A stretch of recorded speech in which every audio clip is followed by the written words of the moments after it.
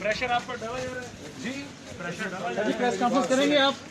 Press conference کریں گے؟ میری بات سنیں. اللہ آزماتے اللہ کے محبوب کے حال کو آزمایا گیا.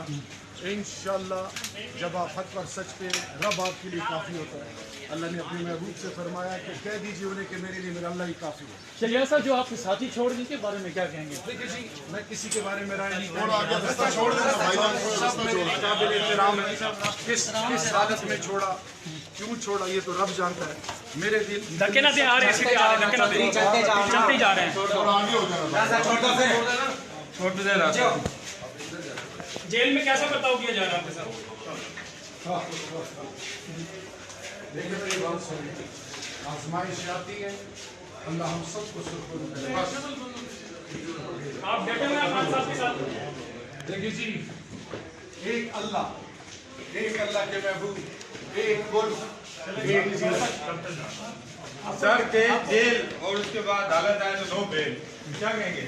دیکھیں میری بات سنیں، جو رب نے لکھا وہ آپ ڈٹے ہوئے ہیں خان صاحب کے ساتھ؟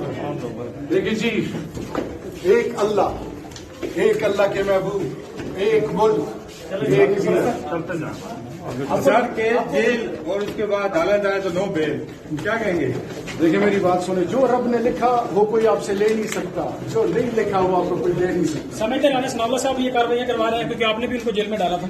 میں نے بالکل نہیں ڈالا تھا. ایک دفعہ پھر میں کہتا ہوں کہ اینٹی نارکوٹکس فورس کو ہیڈ کرتا ہے میجر جنرل، انہوں نے اریسٹ کیا انٹیلیجنس بیس رپورٹس پہ، ان کے پاس سب کچھ تھا.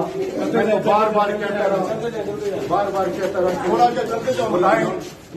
Chief justice of the supreme court سے بھی میں نے کہا، سب سے ریکویسٹ کی کہ بلائیں تاکہ حقیقت کھل کے سامنے آئے.